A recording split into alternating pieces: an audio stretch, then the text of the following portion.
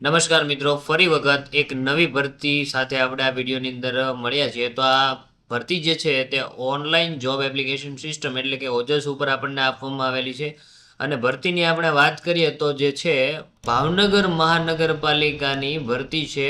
Latest government job opportunity છે. જેમને આમની અંદર કોર્સ કરેલા હશે અને એમને રિલેટેડ એમની પાસે એલિજિબિલિટી હશે તો તે વ્યક્તિ આમાં ફોર્મ ભરી શકશે. તો આપણે જોઈએ કઈ કઈ પોસ્ટ છે, એમાં કેટલી જગ્યાઓ છે અને એમાં શૈક્ષણિક લાયકાત શું જોઈએ અને વય મર્યાદા શું છે, તેમની જે સંપૂર્ણ ઇન્ફોર્મેશન છે ભાવનગર મહાનગરપાલિકાની એમની અંદર ફોર્મ ભરવા માટેની જે સંપૂર્ણ ઇન્ફોર્મેશન છે તે આપણે વિડીયોમાં મેળવવાના છીએ. તો ચાલો શરૂઆત કરીએ વિડીયોની.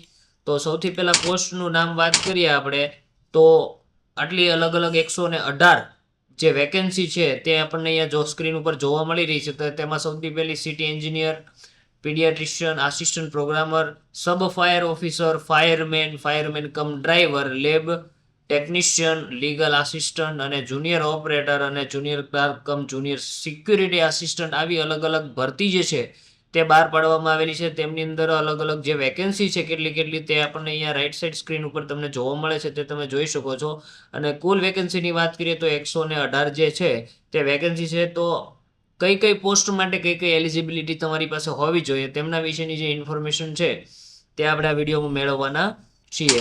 તો સૌથી પહેલા આપણે જોઈએ તો સિટી એન્જિનિયરની જે રિક્રુટમેન્ટ છે તેમની અંદર એક વેકેન્સી છે. અને તમારી પાસે જો બી સિવિલ અને બીટેક સિવિલમાં તમે કમ્પ્લીશન કરેલું હોય અને તમારી પાસે 1 થી 5 વર્ષનો અનુભવ હોય તો તમે આમાં ફોર્મ ભરવા માટે એલિજિબલ છો. અને ક્લાસ 2 ની અંદર 10 વર્ષનો તમારી પાસે અનુભવ હોય તો તમે સિટી એન્જિનિયરની જે રિક્રુટમેન્ટ છે તેમની અંદર પોસ્ટ એપ્લાય કરવા માટે એલિજિબલ છો. આગળ વાત કરીએ તો પીડિયાટ્રિશિયનની રિક્રુટમેન્ટ છે. તેમની અંદર 3 વેકેન્સી અહીંયા આપણને જોવા મળે છે. અને એમાં તમારે જો એપ્લાય કરવું હોય તો તમારી પાસે એમડી પીડિયાટ્રિક્સ કરેલું હોવું જોઈએ અથવા ડીએનબી અથવા પીજી ડિપ્લોમા કમ્પ્લીટ તમારી પાસે હોય તો તમે આ જે પોસ્ટ છે પીડિયાટ્રિશિયનની એમની માટે ફોર્મ ભરવા માટે એલિજિબલ છો. અને એમાં સાથે તમારી પાસે 2 વર્ષનો અનુભવ પણ હોવો જોઈએ. આગળની જે પોસ્ટ છે આસિસ્ટન્ટ પ્રોગ્રામર, એમાં એક વેકેન્સી છે. અને એજ્યુકેશનની વાત કરીએ તો તમારી પાસે બીઈ અથવા બીટેક અથવા એમસીએ આમાંથી કોઈ એક કોર્સ હોય અને તમારી પાસે સાથે અનુભવ હોય 3 વર્ષનો તો તમે આ ફોર્મ જે છે આ પોસ્ટ માટે એપ્લાય કરી શકો છો. આગળની વાત કરીએ તો સબ ફાયર ઓફિસરની જે રિક્રુટમેન્ટ છે તેમાં એક વેકેન્સી છે. એજ્યુકેશન ક્વોલિફિકેશનની વાત કરીએ તો તમારી પાસે ગ્રેજ્યુએશન કમ્પ્લીટ હોવું જોઈએ, પ્લસ તમારી પાસે સબ ફાયર ઓફિસરનો કોર્સ કરેલો હોવો જોઈએ અથવા ફાયર પ્રિવેન્શનનો જે કોર્સ આવે છે એ કોર્સ હોય તો પણ ચાલશે, અથવા બીટેક ફાયર એન્ડ સેફટીનો જે કોર્સ આવે છે એ તમે કરેલો હશે તો પણ તમે આમાં ફોર્મ ભરવા માટે એલિજિબલ છો. એડિશનલ એજ્યુકેશન ક્વોલિફિકેશનની વાત કરીએ આપણે તો તમારી પાસે હેવી વ્હીકલનું જે છે લાઇસન્સ હોવું જોઈએ, એટલે કે હેવી બેઝ ડ્રાઇવિંગ લાઇસન્સ તમારી પાસે હોવું જોઈએ. અને સાથે કોમ્પ્યુટરનો જે કોર્સ આવે છે તે તમે કરેલો હોવો જોઈએ. અને ફાયર સર્વિસની અંદર જે છે તેમાં એક્સપિરિયન્સ તમારી પાસે હોવો જોઈએ. અને એજ લિમિટની વાત કરીએ તો 35 વર્ષની વય મર્યાદા હોય તમે તો આમાં ફોર્મ ભરવા માટે એલિજિબલ છો. અને જો તમારે કોઈ કાસ્ટ રિલેટેડ તમને વય મર્યાદામાં છૂટછાટ મળવા પાત્ર છે તો તે તમને અલગથી મળવા પાત્ર રહેશે. સિનિયર ફાયરમેનની જે પોસ્ટ જે છે તેમની અંદર 2 અલગ અલગ વેકેન્સી છે ભાવનગર મ્યુનિસિપલ કોર્પોરેશન દ્વારા. એમાં એજ્યુકેશન ક્વોલિફિકેશનની વાત કરીએ તો તમારી પાસે ગ્રેજ્યુએશન કમ્પ્લીટ હોવું જોઈએ, પ્લસ ફાયરમેનનો તમારી પાસે કોર્સ કરેલો હોય તો તમે જે છે આ ફોર્મ ભરવા માટે એલિજિબલ છો. અને સાથે તમારી પાસે એલએમવીનું જે લાઇસન્સ આવે છે લાઇટ મોટર વ્હીકલનું એ લાઇસન્સ તમારી પાસે હોય તો તમે આમાં ફોર્મ ભરી શકો છો. અને સાથે સાથે તમારી પાસે સ્વિમિંગનું અને કોમ્પ્યુટર નોલેજ પણ હોવું જરૂરી છે. અને એક્સપિરિયન્સ જે છે ફાયર સર્વિસ નોલેજ જે છે તે તમારી પાસે હોવું જોઈએ. અને 35 વર્ષની વય મર્યાદા છે આ પોસ્ટ માટે પણ. આગળની પોસ્ટ છે ફાયરમેન રિક્રુટમેન્ટ. આ પોસ્ટની ઘણા લોકો ઘણા સમયથી રાહ જોતા હોય અને એમની વાત કરીએ તો ગ્રેજ્યુએશન તમારી પાસે કમ્પ્લીટ હોય અને 6 મહિનાનો જો તમે ફાયરમેનનો કોઈ કોર્સ કરેલો હોય અને તમારી પાસે એડિશનલ એલએમવી લાઇટ મોટર વ્હીકલનું લાઇસન્સ હોવું જરૂરી છે અને સ્વિમિંગનું અને કોમ્પ્યુટરનું નોલેજ હોય અને ફાયર સર્વિસ જે આવે છે તેમની અંદર તમારી પાસે જો આ સર્ટિફિકેટ હશે ફાયરમેનના કોર્સનું તો એમની જે ફાયર સર્વિસ આવે છે તેનું જે નોલેજ હશે એ તો તમારી મળી જ રહેવાનું છે. તો તમે આ ફોર્મ ભરવા માટે પણ એલિજિબલ છો. અને એજ લિમિટ પણ આમાં સેમ છે 35 વર્ષ પ્લસ વય મર્યાદામાં જે જાતિ આધારિત છૂટછાટ મળવા પાત્ર છે તે તમને મળી રહેવાની છે. આગળ વાત કરીએ તો ફાયરમેન કમ ડ્રાઈવર. ફાયરમેન કમ ડ્રાઈવરની જે પોસ્ટ છે આ પોસ્ટમાં તમારી પાસે માત્ર 12 પાસ સાથે ફાયરમેનનો કોર્સ કરેલો હોવો જોઈએ અને હેવી લાયસન્સ જે છે તે તમારી પાસે હોવું જોઈએ. જો તમારી પાસે 12 પાસ ફાયરમેનનો કોર્સ અને હેવી લાયસન્સ હોય તો તમે જે છે આ ફોર્મ ભરવા માટે એલિજિબલ છો. ડ્રાઇવિંગ અને ફાયર સર્વિસની જે સ્કિલ આવે તે તમારી ફાયરમેનના કોર્સમાં અને ડ્રાઇવિંગની જે સ્કિલ છે તે તમારી હેવી બેઝના લાયસન્સ દ્વારા પૂર્તતા થઈ રહેશે. એટલે 34 વેકેન્સી જે છે તે ફાયરમેન કમ ડ્રાઈવરની છે. જો તમારી પાસે આ ક્વોલિફિકેશન હોય તો તમે આ પોસ્ટ માટે એલિજિબલ છો અને ફોર્મ એપ્લાય કરી શકો છો.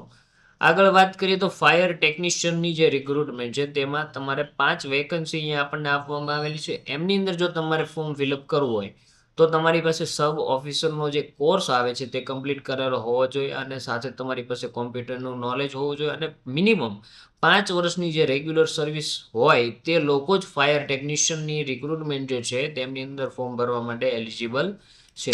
આગળ આપણે જોઈએ તો લીગલ આસિસ્ટન્ટની જે વેકેન્સી બહાર પાડવામાં આવેલી છે ભાવનગર મ્યુનિસિપલ કોર્પોરેશન દ્વારા, તેમાં તમારે ફોર્મ એપ્લાય કરવું હોય તો સૌથી પહેલાં તો તમારી પાસે LLB કમ્પ્લીટ હોવું જોઈએ અને ઓછામાં ઓછો 2 વર્ષનો જે છે તે અનુભવ હોવો જોઈએ અને સાથે સાથે તમારી પાસે કોમ્પ્યુટરનું નોલેજ અને જે ભાષાકીય નોલેજ છે તે હોવું જોઈએ. અને એજ લિમિટની વાત કરીએ તો 35 વર્ષ છે ને આમની પોસ્ટ જે છે લીગલ આસિસ્ટન્ટ તેમાં માત્ર એક જ વેકેન્સી છે.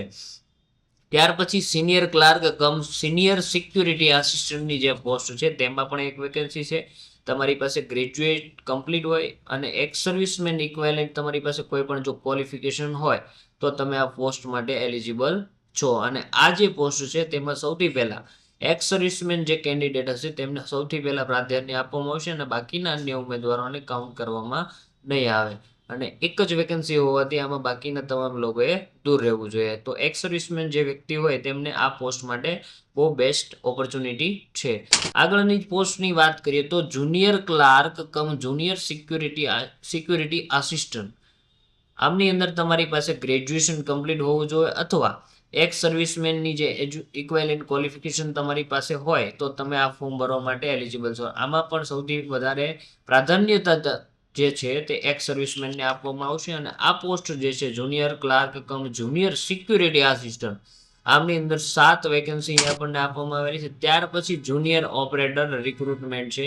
જો તમે ITI ની અંદર ઇલેક્ટ્રિશિયનનો કોર્સ કર્યો હોય તો તમે આ ફોર્મ ભરવા માટે એલિજિબલ છો. 7 વેકેન્સી છે. કોમ્પ્યુટરનું, ગુજરાતીનું, હિન્દીનું અને અંગ્રેજીનું જે જ્ઞાન હોય તે તમારી પાસે હોવું જોઈએ. અને વય મર્યાદાની વાત કરીએ તો આમાં વય મર્યાદા 33 વર્ષ છે અને વય મર્યાદામાં જે છૂટછાટ મળવા પાત્ર છે તે તેમની મૂળ જાહેરાત જે આપણને આપવામાં આવેલી છે તેમની અંદર તમે જોઈ શકો છો. ત્યાર પછી જો આ બધી જાહેરાતની અંદર તમારે ઓનલાઈન ફોર્મ ફિલઅપ કરવું હોય અને તમે કરી શકો તેમ છો તો તમારે કઈ ડેટની વચ્ચે તમારે ફોર્મ ભરવાનું છે તો કે ફોર્મ જે શરૂ થયા છે 10/5/2026 થી ફોર્મ ભરવાનું શરૂ થઈ ચૂક્યું છે અને લાસ્ટ ડેટની જો આપણે વાત કરીએ તો 31/5/2026 છે અને એપ્લાયનો મોડ જે છે તે ઓનલાઈન તમારે એપ્લિકેશન કરવાની રહેશે. સ્ક્રીન ઉપર તમને વેબસાઇટ જોવા મળે છે ojas.gujarat.government.in. આ વેબસાઇટ ઉપર જઈને તમારે ફોર્મ ફિલઅપ કરવાનું રહેશે અને એ વેબસાઇટ ઉપર તમે જાઓ તો તમારે ફોર્મ કેવી રીતે ફિલઅપ કરવું અને કયા ઓપ્શન આવશે એમની વિશેની જે માહિતી છે તે તમને સ્ક્રીન ઉપર જોવા મળે છે. સૌથી પહેલાં જે છે ઓજસની વેબસાઇટ પર જવાનું રહેશે અને ત્યાર પછી તમારે એમાં ઓપ્શન જે આવશે એમાં BMC સિલેક્ટ કરવાનું રહેશે. ત્યાર પછી ફિલ ઓનલાઈન ફોર્મ આખું ફોર્મ તમારે ફિલઅપ કરવાનું રહેશે અને ત્યાર પછી તમારો ફોટો અને સહી જે ડોક્યુમેન્ટમાં અપલોડ કરવાનું આવશે તે તમારે અપલોડ કરવાનું રહેશે. ત્યાર પછી ફોર્મને કન્ફર્મ કરીને એમની ફાઇનલ પ્રિન્ટ આઉટ કરવાની આવશે અને ત્યાર પછી એમની જે એક્ઝામ આપવા માટેની જે ફીસ છે તે તમારે પે કરવાની રહેશે. હવે ડોક્યુમેન્ટ્સની વાત કરીએ તો જનરલી મોસ્ટ ઓફ ભરતીની અંદર ડોક્યુમેન્ટ સેમ રહેતા હોય છે, બધાને ખ્યાલ જ હોય છે, પણ છતાં આપણે જોઈએ તો આધાર કાર્ડ તમારી પાસે હોવું જોઈએ. જે ભરતીનું તમે ફોર્મ ભરો છો જે પોસ્ટ માટે એમની જે સ્પેશિયલ ડિગ્રી હોય એમનું એલિજિબિલિટી સર્ટિફિકેટ એટલે કે ડિગ્રી સર્ટિફિકેટ તમારી પાસે હોવું જોઈએ અને એમની માર્કશીટ હોવી જોઈએ. ત્યાર પછી જો એ ભરતીની અંદર અનુભવનું સર્ટિફિકેટ માંગવામાં આવ્યું હોય અને અનુભવ જરૂરી હોય તો એમનું જે અનુભવનું પ્રમાણપત્ર આવે એટલે કે એક્સપિરિયન્સ સર્ટિફિકેટ તે તમારી પાસે હોવું જોઈએ. અને ફોર્મ ભરતી વખતે ખાસ પાસપોર્ટ સાઇઝ ફોટો, સિગ્નેચર આ બંને તો કમ્પલસરી બધા જ ફોર્મની અંદર આવતું હોય છે એટલે એ સાથે રાખવાનું જ રહેશે. ત્યાર પછી કાસ્ટ સર્ટિફિકેટ ઇફ એપ્લિકેબલ. જો કોઈ કેન્ડિડેટ કાસ્ટ કેટેગરીનો લાભ લેવા માંગતા હોય તો તેમની પાસે કાસ્ટ કેટેગરીનું જે સર્ટિફિકેટ આવે છે તે હોવું જોઈએ. અને જો કોઈ ઓબીસી કેન્ડિડેટ હોય તો તેમની પાસે caste category plus non creamy layer certificate upload નંબર્સને અપલોડ કરવાની ડિટેલ બધી આવતી હોય છે. એટલે તમારે ખાસ એમાં નોન ક્રિમિલિયર સર્ટિફિકેટ અને જાતિનો જે દાખલો આવે છે આ બંને વસ્તુ સાથે રાખીને તમારે ફોર્મ ભરવાનું રહેશે. ત્યાર પછી ડ્રાઇવિંગ લાઇસન્સ જે રિલેટેડ પોસ્ટની અંદર ડ્રાઇવિંગ લાઇસન્સ જરૂરી છે તેમાં એમને એ પણ સાથે રાખવાનું રહેશે. આગળ વાત કરીએ આપણે તો વિડીયો તમે અત્યાર સુધી જોયો છે તે બદલ તમારો ખૂબ ખૂબ આભાર. અને વિડીયો પસંદ આવ્યો હોય તો પહેલાં તો તમે વિડીયોને લાઇક કરો. અને જો તમારા મિત્રોએ આમાંથી કોઈ પણ એજ્યુકેશન ક્વોલિફિકેશન ધરાવતા હોય જે આપણે પોસ્ટ માટે અને એ આમાં ફોર્મ ભરવા માટે માંગતા હોય તો તેમની સુધી પહેલાં તો વિડીયો પહોંચાડો એટલે એ પણ આ ભરતીની માહિતી જે છે તેમના વિશે જોઈ શકે.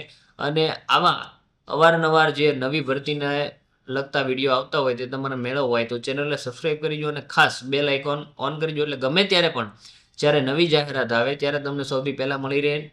અને ખૂબ ખૂબ આભાર. જય ભારત, જય હિન્દ, વંદે માતરમ.